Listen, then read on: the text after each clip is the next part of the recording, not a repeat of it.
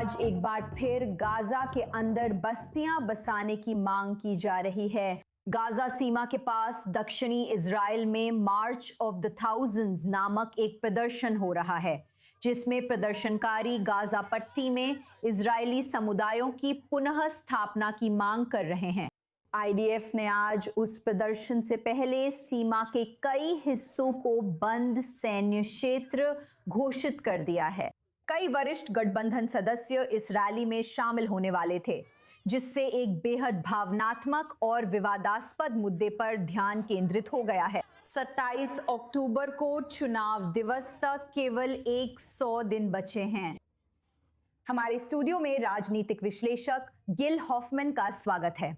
गिल, चुनावों तक अब 100 दिन बचे हैं। ये 7 अक्टूबर के बाद पहला चुनाव होगा और देश के लिए कई भावनात्मक मुद्दों में से एक गाजा और गाजा के अंदर संभावित बस्ती भी शामिल है। हम जानते हैं कि ये बहुत विभाजनकारी और दशकों पुराना मुद्दा है। उस समय के डिसएंगेजमेंट के बारे में बताइए। आपने घटनाक्रम कवर किया था और आपकी भी भूमिका थी। क्या जानकारी साझा कर सकती हैं? ठीक है, तो सबसे पहले आज के कार्यक्रम में लिक्यूड के मंत्री मौजूद थे, जो प्राइमरी चुनावों में अपनी स्थिति मजबूत करने की कोशिश कर रहे थे। लेकिन वे अच्छी तरह जानते हैं कि ये नेतन्याहू ही हैं जो तय करते हैं कि क्या इजराइल किसी भी यहूदी को, यहाँ तक कि गाजा के उत्तरी छोर पर भी रहने देगा या नहीं। और इस समय वे कहते हैं कि वे फिलहाल इसके खिलाफ हैं। दिलचस्प है कि वे कहते हैं जरूरत पड़ी तो आखिरी वक्त में इसके समर्थन में जाने का फैसला कर सकते हैं, अगर ये उनके राजनीतिक लाभ में हो। चुनाव में अभी 100 दिन बाकी हैं, जो काफी समय है। मैंने खुद देखा है कि नेतन्याहू इस मुद्दे पर कैसे बदलते रहे हैं। जैसा आपने कहा, मैं गाजा से हटते समय वहां था, पत्रकार नहीं। मैं आईडीएफ के प्रवक्ता यूनिट में सैनिक था, दुनिया को समझा रहा था कि क्या, कब और कहां हो रहा है। लेकिन मैं उस समय क्नेसेट में भी था जब उन्होंने इसे मंजूरी देने के लिए मतदान किया था, और फिर मैंने नेतन्याहू को इसे बार बार 6 बार इसके पक्ष में वोट करते हुए देखा। उन्होंने जिस वोट के पक्ष में वोट किया, उसी के विरोध में इस्तीफा दे दिया। 2015 में जब मैंने उनका इंटरव्यू लिया तो उन्होंने कहा, अगर आप लिक्यूड को वोट नहीं देंगे तो आपको डिसएंगेजमेंट जैसी चीजें मिलेंगी, जबकि ये खुद लिक्यूड नहीं किया था और उन्होंने इसके पक्ष में वोट भी दिया था। मेरे साथ हुए वीडियो इंटरव्यू का उनके राजनीतिक विरोधियों ने इस्तेमाल ये दिखाने के लिए किया कि वो हमेशा सच नहीं बोलते। हकीकत में हाल के वर्षों में जो कुछ हुआ है, उसे देखते हुए गाजा पट्टी के अंदर फिर से बस्तियों की स्थापना के लिए क्या जरूरी होगा? जैसा आप कहती हैं, आप वहां पूरे समय रहीं और जानती हैं कि इसका जो समुदाय पहले वहां रहते थे, उनके लिए क्या मतलब है। ये कई लोगों के दिल के करीब है। हाँ, जो लोग वहां पले बड़े थे, उनके लिए अपने घर छोड़ना बहुत डरावना था। उन्होंने वहां 3 पीढ़ियों को पाला था। बेनीता, ये गंभीर नहीं है। इजराइल ने गाजा से वापसी को आसान बनाने के लिए कानून पास किए थे।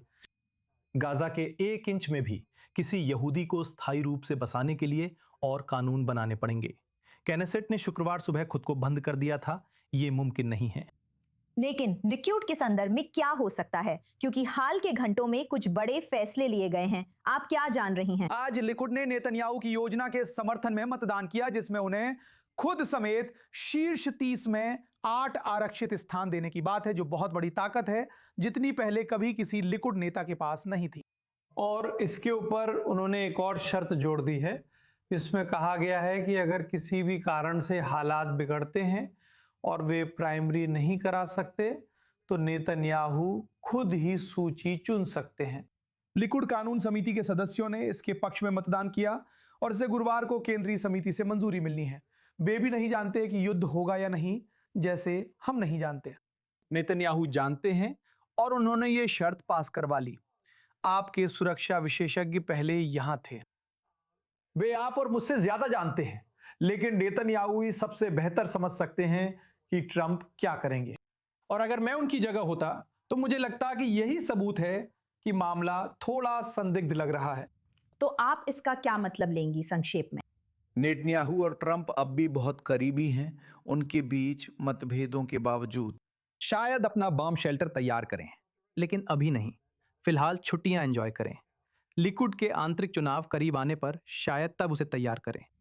बहुत संक्षेप में, डिफेंस मिनिस्टर इजराइल काट्ज ने आज आईडीएफ चीफ को ओमरी रोनन को किसी भी रिजर्व ड्यूटी से हटाने का निर्देश दिया है। वो डेमोक्रेट्स पार्टी के सदस्य हैं और ब्रदर्स इन आर्म्स संगठन के भी सदस्य हैं। ये बहुत असामान्य है। क्यों?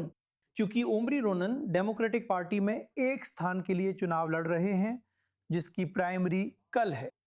और काट्स ने फिर इस मुद्दे का इस्तेमाल खुद को मजबूत करने के लिए किया, ताकि वो ऐसे व्यक्ति के खिलाफ जा सकें जो आदेश मानने से इनकार करने की बात करता है, जबकि खुद उन्होंने ऐसे बिलों के पक्ष में वोट किया है जो अल्ट्रा ऑर्थोडॉक्स रिजर्व आदेश पाने वालों को सेवा से इनकार करने में मदद करते हैं।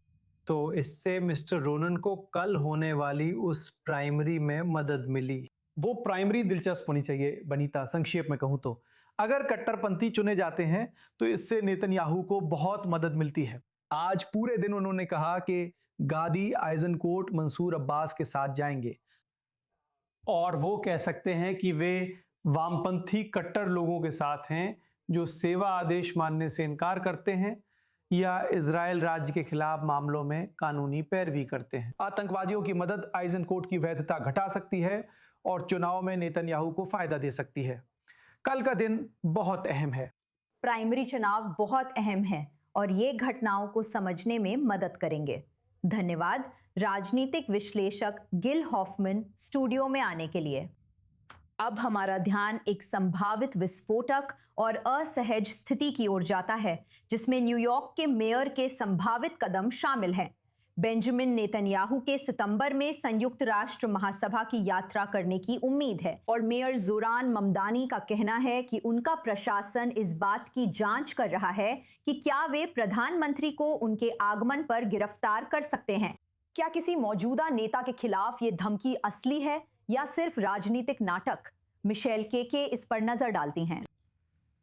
न्यूयॉर्क सिटी के मेयर जोरान ममदानी ने कहा कि प्रशासन देख रहा है कि क्या सितंबर में संयुक्त राष्ट्र महासभा के दौरान न्यूयॉर्क आने पर इजरायली प्रधानमंत्री बेंजामिन नेतन्याहू को गिरफ्तार किया जा सकता है। न्यूयॉर्क टाइम्स मैगजीन को दिए गए इंटरव्यू में ममदानी ने नेतन्याहू पर तीखी टिप्पणी की। मेरा मानना है कि प्रधानमंत्री नेतन्याहू की जगह हेग में है। वे युद्ध अपराधी हैं जिन पर अंतर्राष्ट्रीय आपराधिक न्यायालय ने आरोप लगाए हैं, और आप पाएंगे कि ये ऐसी राय है जिसे कई लोग सिर्फ इसलिए रखते हैं क्योंकि पिछले कई वर्षों में उनके कदमों के गंभीर नतीजे सामने आए हैं। उन्होंने कहा कि उनका प्रशासन न्यूयॉर्क सिटी के कानून विभाग से चर्चा कर रहा है कि अगर प्रधानमंत्री वहां जाएं तो शहर के पास क्या कानूनी अधिकार है। अंतर्राष्ट्रीय आपराधिक न्यायालय ने नवंबर 2024 में गाजा युद्ध के दौरान युद्ध अपराधों और मानवता के खिलाफ अपराधों के आरोप में नेतन्याहू के गिरफ्तारी वारंट जारी किया, जो हमास के नेतृत्व में 7 अक्टूबर को हुए नरसंहार के बाद शुरू हुआ था। इजराइल ने दोनों आरोपों को खारिज कर दिया है। न्यूयॉर्क अधिकारियों द्वारा वारंट को लागू करने का कोई भी प्रयास बड़े कानूनी अड़चनों का सामना करेगा। संयुक्त राज्य अमेरिका रोम संविधि का पक्षकार नहीं है जो आईसीसी की स्थापना करती है। न्यूयॉर्क की गवर्नर कैथी होचल ने कहा कि मेयर के पास नेतन्याहू को गिरफ्तार करने का अधिकार नहीं है, जबकि इजराइल के यूएन राजदूत डैनी डनॉन ने एक्स पर कहा कि ममदानी न्यूयॉर्क का शासन करने में असफल है। मेयर ने अपनी जिम्मेदारियों पर ध्यान देने की बजाय इजराइल पर हमला कर शत्रुता बढ़ाई और सुर्खियां बटोरी, जबकि शहर में बढ़ती यहूदी विरोधी लहर का सामना जरूरी था।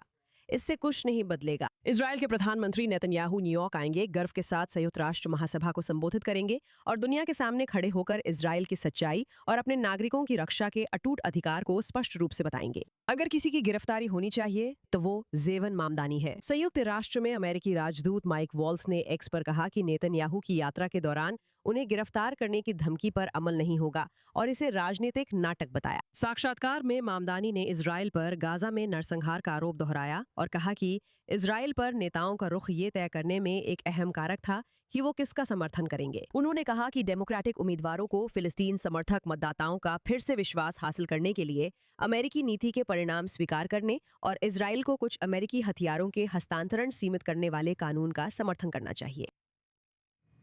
तो और प्रतिक्रिया और जानकारी के लिए स्टूडियो में कानूनी विशेषज्ञ और राजनीतिक विश्लेषक डैनियल पोमेरांस, जो रियलिटी चेक के सीईओ हैं, का स्वागत करना खुशी की बात है। डैनियल, आपका बहुत बहुत धन्यवाद। तो न्यूयॉर्क के मेयर विकल्प तलाश रहे हैं ताकि जब इजरायली प्रधानमंत्री न्यूयॉर्क आएं तो वे उन्हें संभावित रूप से गिरफ्तार कर सकें। क्या ये अत्यधिक राजनीतिक नाटक है? देखिए, मुझे ये जानना मुश्किल है कि वो अपने दिमाग में क्या सोच रहे हैं या क्या करने की योजना बना रहे हैं, लेकिन मैं इतना जरूर जानता हूं कि ये अमेरिकी संघीय कानून का उल्लंघन है। 2002 में कांग्रेस ने द्विदलीय कानून अमेरिकी सेवा सदस्य संरक्षण अधिनियम पारित किया, जिसमें अंतर्राष्ट्रीय अपराध न्यायालय से सहयोग करने को अमेरिकी संघीय कानून का उल्लंघन माना गया। अगर मामदानी ऐसा करते हैं तो वो संघीय कानून तोड़ते हैं, और अगर वो न्यूयॉर्क पुलिस को नेतन्याहू को गिरफ्तार करने का आदेश देते हैं, जो सैद्धांतिक रूप से वो कर सकते हैं, तो पुलिस खुद को अमेरिकी सेना के खिलाफ एक सशस्त्र टकराव में पा सकती है। मुझे नहीं लगता ऐसा होगा, लेकिन अगर वो आगे बढ़े तो कानून हमें वहां ले जाएगा। बेंजामिन नेतन्याहू के कार्यालय का कहना है कि मामदानी इस संभावित गिरफ्तारी का विकल्प तलाश कर असफल नीतियों से ध्यान हटाने की कोशिश कर रहे हैं। लेकिन कितना शर्मनाक दृश्य हो सकता है अगर वास्तव में वह किसी तरह की हास्यास्पद कोशिश कर लें, चाहे वह पुलिस द्वारा हो या किसी और के द्वारा, ताकि जब प्रधानमंत्री न्यूयॉर्क पहुंचे तो उन्हें शर्मिंदा किया जा सके। मुझे लगता है कि मामदानी के लिए यह शर्मनाक होगा, क्योंकि ये असरदार नहीं होगा, ये काम नहीं करेगा। या तो न्यूयॉर्क पुलिस ऐसा नहीं करेगी क्योंकि संघीय सरकार बात करेगी, या वे कोशिश करेंगे और तब अमेरिकी सेना से आमना सामना होगा। ये सिर्फ अमेरिकी कानून ही नहीं, बल्कि ममदानी जिन अंतर्राष्ट्रीय कानूनों का पालन करने का दावा करते हैं, उन्हीं का उल्लंघन कर रहे हैं। संयुक्त राज्य अमेरिका रोम संविधि का हस्ताक्षरकर्ता नहीं है। और सिर्फ इतना ही नहीं, रोम संविधि खुद कहती है कि जब कोई व्यक्ति किसी देश का दौरा कर रहा राष्ट्राध्यक्ष हो, तो ये रोम सम्मेलन के अनुच्छेद 98 में लिखा है। अगर आप देश के राष्ट्राध्यक्ष हैं, वियना समझौता और संधियां कहती हैं कि आपकी गिरफ्तारी नहीं हो सकती, क्योंकि राष्ट्राध्यक्षों को यात्रा कर सकें और संयुक्त राष्ट्र जैसे निकायों से बात कर सकें। लेकिन डैनियल, यहाँ एक और गहरी समस्या है।